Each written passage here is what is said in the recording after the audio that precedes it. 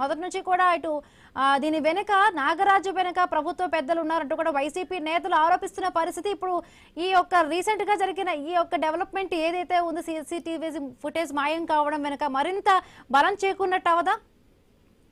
Verification జరుగుతుంది. Already government SIT వేసింది. SIT ఎంక్వైరీలు అన్ని తెలుస్తాయి.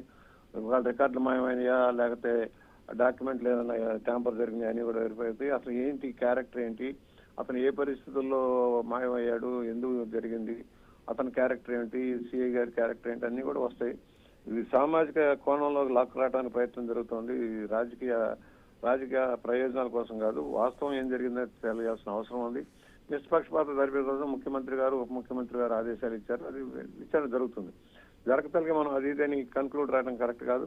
శ్రీ గారు కూడా మద్దతుగా ర్యాలీలు జరుగుతున్నాయంటే అర్థం చేసుకోవాలి అక్కడ పరిస్థితి ఎలా ఉందో ఏంటో, ఎందుకు జరుగుతుంది అనేది. ఇది ఒకటి, జయకృష్ణ అంతకుముందు అతని మీద ఉన్న నేరారోపణ లేదు. ఏ పరిస్థితుల్లో అతను తీసుకొచ్చారు, బెయిల్ మీద వచ్చిన అతన్ని మళ్ళా ఎలాగా క్యాచ్ చేశారనేది కూడా విచారణలోకి వెళ్తుంది. దాని గురించి కులాల కొంపట్ల రాజేయడం కోసం చేసే కార్యక్రమాన్ని మేము ఖండిస్తా ఉన్నాం. దీంట్లో కులకోణం లేదు. సిఐఏ అదే కులం, బాధితుడు అదే కులం అయినప్పుడు మనం మాట్లాడాల్సిన అవసరం లేదు. దాని సమగ్రమైన విచారణ జరుగుతుంది. త్వరలోనే ఒకవేళ ఏం జరుగుతుంది అనేది విచారణ జరుగుతుంది. సిఐ అరెస్ట్ కూడా రంగం సిద్ధమైంది కనుక మనం ఈ దశలో ఏది మాట్లాడినా చట్టానికి వ్యతిరేకంగా ఉంటుందని భావిస్తూ ఉన్నాను.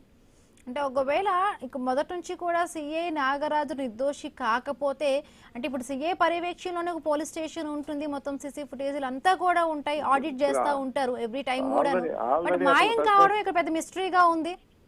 సస్పెన్షన్ చేశారు కదమ్మా, ఆల్రెడీ సస్పెండ్ చేశారు కదా. సస్పెండ్ చేసిన తర్వాత ఇప్పుడు అతను ప్రభావం చేసలేదు. రికార్డులు ఏమైనా వెరిఫై చేస్తారు. ఇవన్నీ కూడాను ఇప్పుడు జరుగుతుంది కదా. ఆల్రెడీ సిట్ లైన్ లోకి వెళ్ళిపోయారు కదా, విచారణ పరిధిలోకి వెళ్ళిపోయిన తర్వాత మనం అంటే సిట్ అంటే ప్రభుత్వంతో వేయబడిన ఒక సంస్థ కాబట్టి దాని వల్ల నిజాలు బయటకు రావు. దీనికి సిబిఐకి అప్పగించాలంటే కూడా సిబిఐ అయినా అదే అధికారులు, ఇక్కడ పనిచేసిన అధికారులే సిబిఐకి వెళ్తారు, అక్కడ చేసిన ఇక్కడ పనిచేస్తారు. ఐఏఎస్ ఐపీఎస్లు కదా వాళ్ళంతా కూడా కేంద్ర పరిధిలో సెలెక్ట్ అయిన వాళ్ళు. దాన్ని బట్టి కూడా నడవాల్సిన అవసరం ఉంటుంది. అందువల్ల ఆరోపణ చేయడం పెద్దానికి ఒక లిమిటేషన్ ఉంటుంది. ఆ లిమిటేషన్ లో పనిచేయాల్సిన అవసరం ఉంటుంది. ప్రతిదీ కూడా ప్రభుత్వం వేసారంటే అధికారులంతా అధికారులు వాళ్ళే కదా, ఎక్కడి నుంచి వేస్తారు ప్రత్యేకించి. అంటే కేవలం ఒక సిఏ స్థాయి అధికారి ఇంత పెద్ద నిర్ణయం తీసుకోలేరు. దీని వెనుక చాలా వరకు కొంతమంది పెద్దల హస్తం ఉంది, రాజకీయ శక్తుల హస్తం ఉంది అంటూ కూడా మొదటి నుంచి వైసీపీ ఆరోపిస్తోంది. వాళ్ళు తిమ్మిని పంపిణీ చేస్తారు. ఒకప్పుడు విజయవాడలో రెండు గ్యాంగుల మధ్య పెత్తనం కోసం పోరాటం జరిగితే దాన్ని కుల వ్యవస్థగా మార్చేసి పబ్బనం గడుపుకున్నాడు రాజశేఖర రెడ్డి గారు. అదే విధంగా కొడుకు కూడా వ్యవహారం చేస్తా ఉన్నాడు.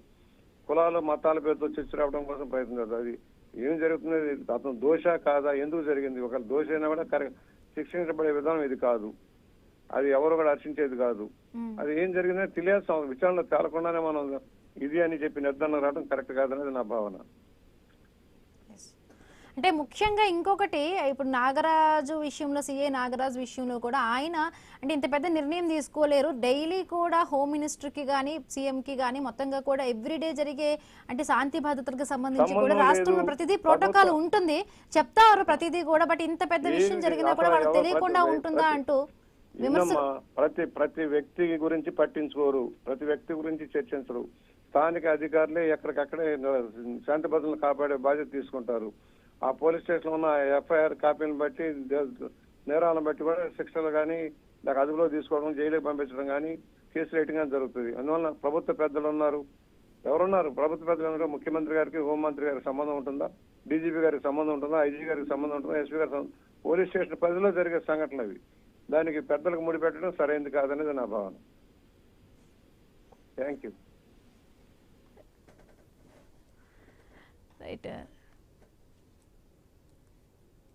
కృష్ణలంక పిఎస్ లో కూడా సీసీ ఫుటేజ్ మాయం కావడం ఇప్పుడు కేసులో కొత్త మలుపు తిరుగుతోంది.